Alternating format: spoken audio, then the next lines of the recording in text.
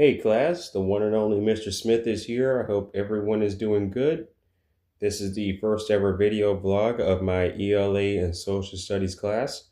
So, in episode 1, we'll be going over nouns and pronouns and get you ready for the upcoming test this Friday. And let's just say we're going to break it down for you easy as 1, 2, 3. A noun is a word that names a person, place, thing, idea, or concept. The two main forms of nouns are common nouns and proper nouns.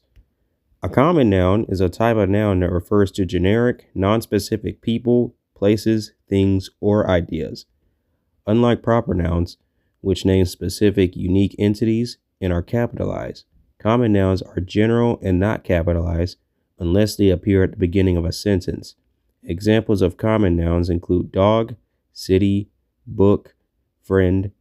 Common nouns are fundamental building blocks of language, allowing us to talk about categories or classes of things without specifying particular instances.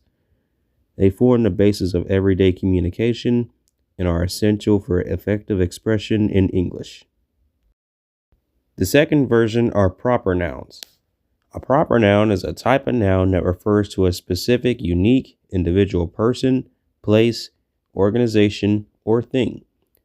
Proper nouns are always capitalized, regardless of their position in a sentence, distinguishing them from common nouns, which are generic and not capitalized. Proper nouns serve to identify and name specific entities such as John, a person, Paris, a city, Apple Inc., a company, or Mount Everest, a geographical feature. They provide clarity and precision in communication by pinpointing particular entities, making them essential for effective language use. Here are the differences between common nouns and proper nouns. Common nouns, for example, are boy, girl, teacher, and school. The proper noun versions are Wyatt, Brianna, Mr. Smith, and Canopy Oaks Elementary. General for common nouns, specific for proper nouns.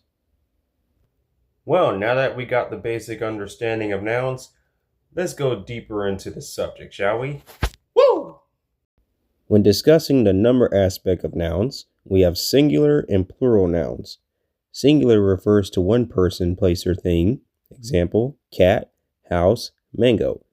Plural refers to more than one person, place, or thing. Example, cats, houses, mangoes. It's always going to end with an S for plural nouns. There are many versions of plural nouns. Regular nouns include car, cars, dog, dogs. Those kind of words have an S behind them. Any words that have an S, CH, SH, X, or Z will always have an ES at the end. For example, bus, buses, match, matches, box, boxes, quiz, quizzes. Words that end in a vowel, including Y, end with an S. Day, days, key, keys, boy, boys, guy, guys, donkey, donkeys. Those words will always end with an S whenever there's a Y at the end. For the alternative, you'll have a consonant at the end. This will include words like city. You replace it with IES. That'll be cities. Replace the Y in baby with IES and you have babies. Replace the Y in story with IES and you'll have stories. Words that end with the letter O will always have an S at the end. For example, zoo, zoos, radio, radios. Anything ending with a consonant, you'll have ES to it. Hero will have ES at the end to make it heroes. For words that have F at the end, we'll have VES. So you turn leaf into leaves, wolf into wolves. Always have a VES whenever you see a word with an F at the end. For irregular nouns, you use the multiple version of that particular word. For example, man, men, child, children, foot, feet, tooth, teeth, mouse, mice, person, people. Now, there are neutral words that can act as both singular and plural. For example, sheep, deer, fish, series, and species.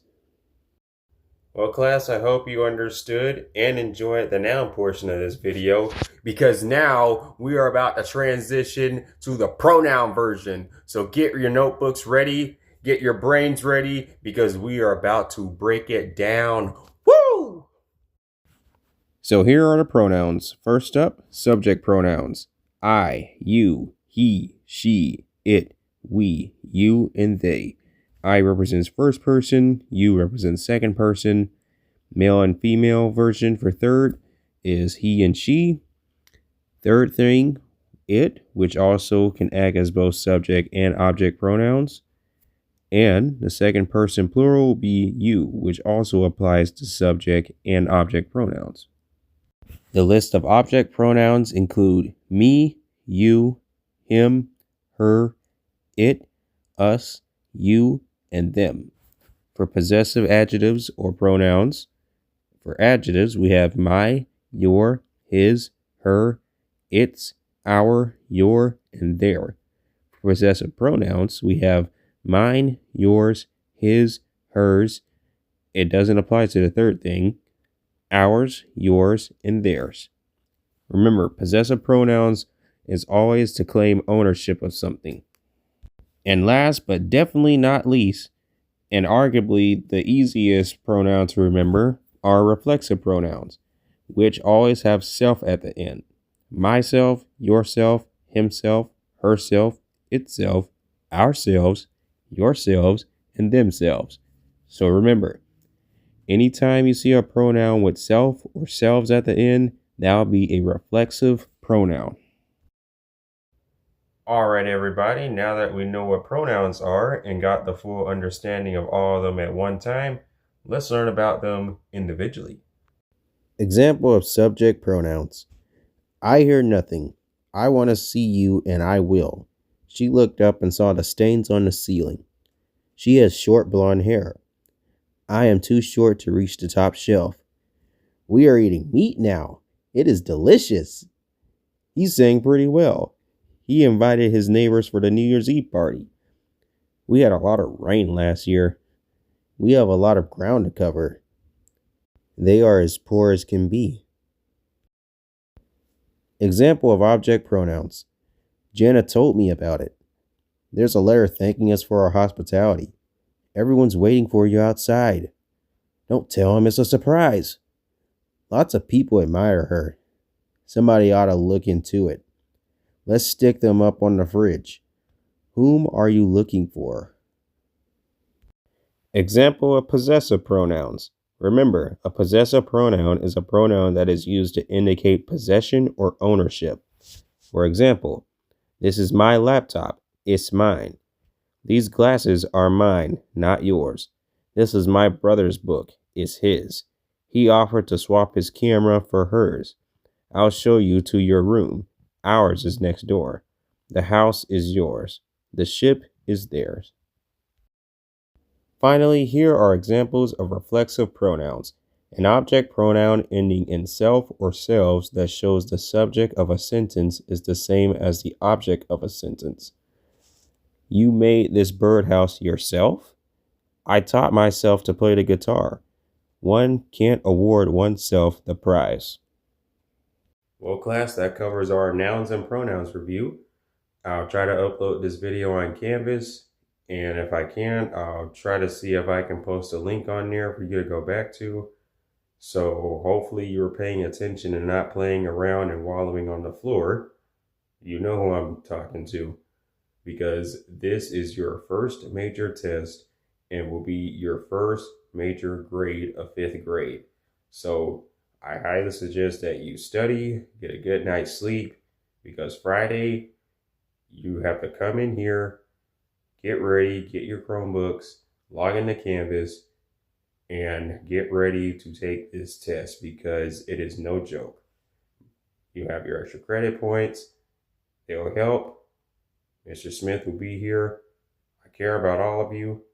And hey, let's go for it.